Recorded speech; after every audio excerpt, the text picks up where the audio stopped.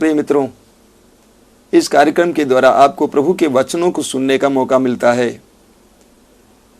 प्रभु के वचन प्रभु के संदेश हैं और प्रभु हमें अपने संदेशों के द्वारा सांत्वना देता है, हम पर अपना सामर्थ्य प्रकट करता है, हमें प्रेम देता है, हमें सहारा देता है, प्रोत्साहन देता है। हिंदी में एक बहुत सुंदर गीत है जो इस प्रकार है, मैं आपके लिए गाना चाहता हूं। मैं कभी तुम्हारा साथ ना छोड़ूंगा, मैं कभी तुम्हारा साथ ना छोड़ूंगा, दुनिया के अंतिम क्षणों तक साथ रहूंगा, आंधी हो तूफान आए संग चलूंगा, मैं कभी तुम्हारा साथ ना छोड़ूंगा। मेरे प्रिय मित्रों, बाइबल में एक संदेश जो बराबर हमें गूंजते हुए सुनाई देगा, वो संदेश यह है, ईश्वर हमसे कहता है, मैं तुम्हारे साथ हूं, आई एम विद यू। ईश्वर हमसे कहता है, मैं तुम्हारे साथ हूं।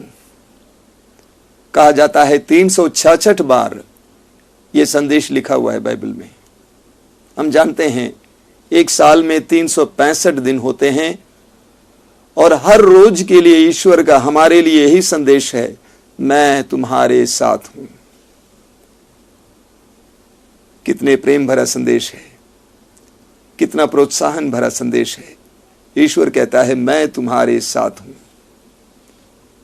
प्रभु यीशु मसीह के जन्म के बारे में इस्यास नबी के ग्रंथ के अध्याय 7 उसके वाक्य 14 में जिक्र है, जहां पर बताया गया है, कुंवारी गर्भवती होगी और पुत्र प्रसव करेगी और वह उसका नाम इम्मानुएल रखेगी। इम्मानुएल का अर्थ है ईश्वर हमारे साथ। तो प्रभु हमसे बार बार कहता है कि मैं तुम्हारे साथ हूं, मैं तुम्हारे पक्ष में हूं, मैं तुम्हारे लिए हूं और मैं तुम्हारे करीब हूं। मदर तेरेसा कहा करती थी कि इस संसार में इंसान का सबसे बड़ा दुख कोई रोग नहीं है, यहां तक कि गरीबी नहीं है, बल्कि अकेलापन है। इतने बड़ी दुनिया में करोड़ों लोग अपने में अकेलापन महसूस करते हैं।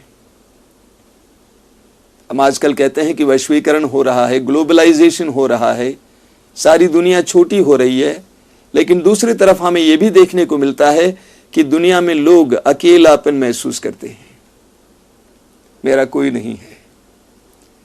यूहन्ना के सुसमाचार के अध्याय 5 में हम पढ़ते हैं कि प्रभु यीशु मसीह यरूशलेम मंदिर के पास एक कुंड जिसका नाम था बेतसदा, वहां पर चले जाते हैं और उस कुंड की खूबी यह थी कि वहां पर स्वर्गदूत आता था और पानी को हिला देता था, और जिस समय पानी हिलाया जाता था, जो रोगी उसके अंदर उतरता था वो चंगा हो जाता था। सुसमाचार में पढ़ते हैं कि वहां पे बहुत सारे रोगी पड़े थे और प्रभु यीशु मसीह एक ऐसे व्यक्ति के पास जाते हैं जो 38 वर्षों से अपने बिस्तर पर पड़ा हुआ था। और जब प्रभु यीशु मसीह ने उस व्यक्ति से पूछा, क्या तुम चंगा होना चाहते हो, उस व्यक्ति ने क्या कहा, मेरा कोई नहीं है, मेरा कोई नहीं है।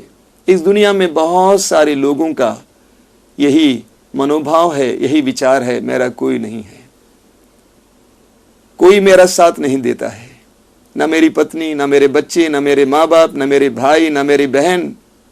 हर इंसान अपने में अकेलापन महसूस करता है और उन करोड़ों लोगों के लिए जो इस दुनिया में इस तरह का अनुभव करते हैं, प्रभु का संदेश प्रतिदिन यह है, मैं तुम्हारे साथ हूं। चाहे तुम्हारी पत्नी तुम्हें साथ दे या ना दे, चाहे तुम्हारे बच्चे तुम्हें साथ दे या ना दे, चाहे तुम्हारे भाई बहन तुम्हें साथ दे ना दे, मैं तुम्हारे साथ हूं। कितना सुंदर वचन है। अक्सर लोग सोचते हैं कि ईश्वर ने हमें भुला दिया है, ईश्वर हमें भूल गए हैं, लेकिन ऐसी बात नहीं है। इस्यास नबी के ग्रंथ के अध्याय 49 उसके वाक्य 16 में प्रभु कहते हैं, तुम सदा मेरी आंखों के सामने हो, मैंने तुम्हें अपने हथेली पर गढ़ा है, मैं कैसे तुम्हें भुला सकता हूं। एक नारी अपने दुधमुहे बच्चे को भुला सकती है, लेकिन मैं तुम्हें नहीं भुला सकता हूं। ईश्वर की प्रतिज्ञा है, मैं तुम्हारे साथ हूं। स्तोत्र 139 में स्तोत्रकार बहुत सुंदर ढंग से इस बात को प्रस्तुत करता है। उसके वाक्य 7 से 10 तक स्तोत्रकार कहता है, मैं ईश्वर से छिपकर कहां जाऊं, यदि मैं आकाश तक चढ़ूं तो वो वहां भी है,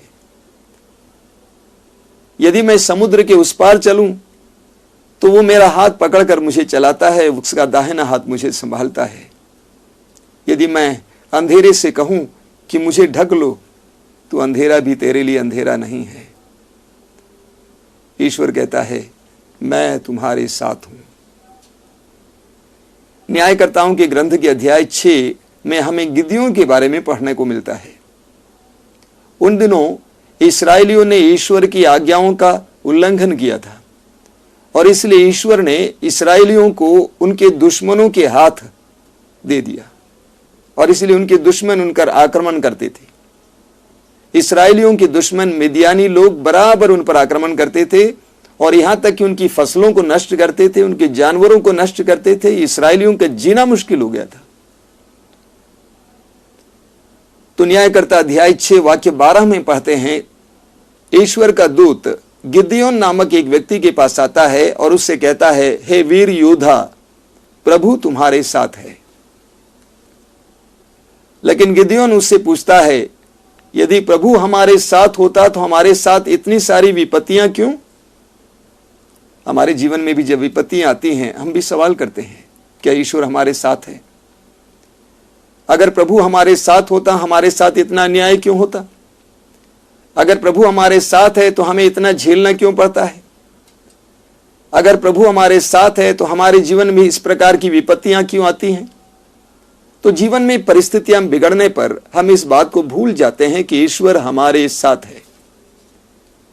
हम मत्ती के सुसमाचार के अध्याय 8 उसके वाक्य 23 से पढ़ते हैं कि प्रभु यीशु मसीह अपने शिष्यों के साथ नाव में बैठकर झील पार कर रहे थे।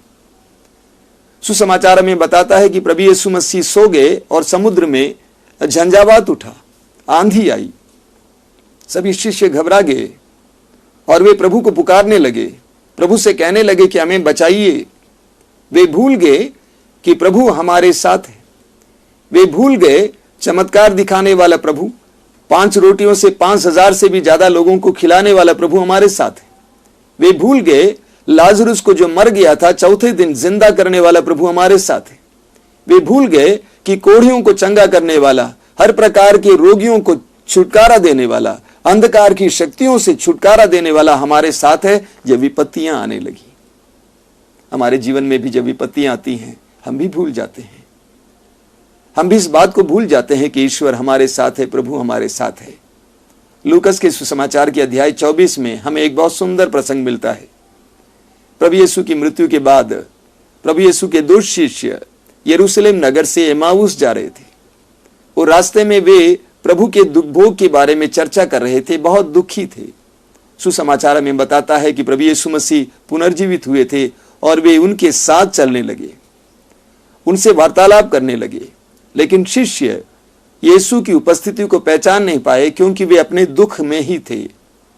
हालांकि उन्होंने बाद में एमाउस पहुंचने पर जब प्रभु ने रोटियां तोड़ी और आशीष की प्रार्थना पढ़ी तो यीशु को पहचान लिए, लेकिन यीशु को उस समय पहचान नहीं पाए जब उनका हृदय बोझ से, दुख से भरा हुआ था। तो जब हमारे जीवन में विपत्तियां आती हैं, दुख आ जाता है, तो हम भी भूल जाते हैं कि ईश्वर हमारे साथ है। लेकिन सत्य यह है कि वो हमें छोड़ता नहीं है। इब्रानियों के पत्र में संत पौलुस के द्वारा प्रभु कहता है, मैं तुम्हें नहीं छोड़ूंगा, मैं तुम्हें नहीं त्यागूंगा। वो हमें त्यागता नहीं है। मैं आपको फिर एक बार न्यायकर्ताओं के ग्रंथ में वापस ले जाता हूं। हालांकि गिदियोन ने कहा कि अगर प्रभु हमारे साथ होता, हमारे जीवन में इतनी विपत्तियां क्यों आती। वचन में बताता है कि स्वर्गदूत ने बार बार इस बात का एहसास दिलाते हुए कि प्रभु तुम्हारे साथ रहेगा, गिदयोन से कहता है कि तुम जाकर मिद्यानियों से लड़ो। और वचन में बताता है कि गिदयोन ने सेना की एक छोटी टुकड़ी के सहारे इस्राएलियों को मिद्यानियों से बचाया और मिद्यानियों को हराया और इस्राएल को शांति वापस दिलाई। प्रभु हमारे साथ है, इस एहसास से हमें भी सामर्थ्य का अनुभव होगा। हम सुसमाचार में पढ़ते हैं कि प्रभु यीशु मसीह की मां मरियम को जब स्वर्गदूत ने संदेश सुनाया तो स्वर्गदूत ने इस प्रकार कहा, प्रणाम प्रभु की कृपा पात्री, प्रभु आपके साथ है। मां मरियम ने उस वचन को ग्रहण किया, हृदय में रखा, प्रभु आपके साथ है। उस क्षण से लेकर प्रभु यीशु मसीह के जीवन के अंतिम क्षण तक मां मरियम के हृदय में वही बात गूंजती थी, प्रभु आपके साथ है। जब प्रभु यीशु मसीह को एक गौशाले में जानवरों के बीच गंदगी और बदबू में परदेश में जन्म देना था, उन क्षणों में भी वही वचन गूंज रहा था, प्रभु आपके साथ है। यीशु के जन्म के बाद उनको बचाने के लिए, हेरोद से बचाने के लिए मिस्र देश जब ले जाना पड़ा, उस समय भी मां मरियम के हृदय में और कानों में वही बात गूंज रही थी, प्रभु आपके साथ है। बाद में जब प्रभु यीशु मसीह सार्वजनिक जीवन शुरू किए, उनके जीवन में कई प्रकार के दुखों का सामना करना पड़ा। बार बार उसके बारे में उनकी मां को पता चला। उन क्षणों में भी उस मां के हृदय में वही बात गूंज रही थी, प्रभु आपके साथ है। जब यीशु मसीह को दंड दिया गया, निर्दोष होने के बावजूद उनको दंड झेलना पड़ा, क्रूस पर लटक कर मरना पड़ा। यीशु मसीह को क्रूस पर लटकते हुए तड़प तड़प कर मरते हुए देखा। उन क्षणों में भी उस मां के हृदय में वही बात गूंज रही थी, प्रभु आपके साथ है। और इस बात ने उन्हें सामर्थ्य दिया ताकि वे अपने बेटे को मरते हुए देख पाए, प्रभु आपके साथ है।